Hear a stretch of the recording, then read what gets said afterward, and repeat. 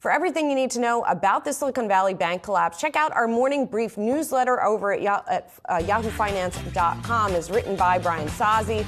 And Soz, you highlight in the newsletter some things Wall Street is saying about the collapse. They're saying a lot. There's just so much going on, Julie. There's so much going on. Can I just say for a second, too? We're all doing this over the weekend. Yes. The time changed.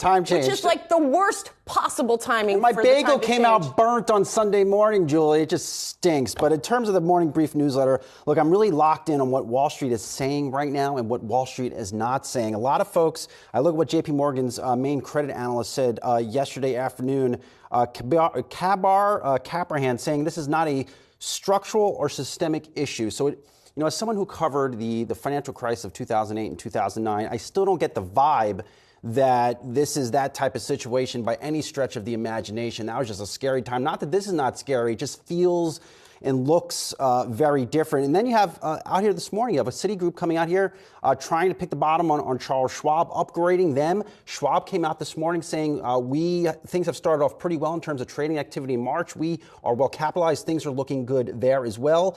And then you have First Republic. You have JP Morgan coming out here actually recommending to buy this stock that is absolutely crashing here in the pre-market, down 63%. And then there is the bigger question of rising interest rates, which, as we talked about earlier, was a big contributor to this whole mess. Will they keep rising? Goldman Sachs this morning, Jan Hatzius and the team over there saying, no, the Fed is not going to raise at the meeting next week. We'll raise after that. Morgan Stanley is saying, yes, they will probably raise, and they even see a path still to 50 basis points. Citi also saying that the Federal Reserve is still likely to raise rates. So obviously some big implications. Lots going on.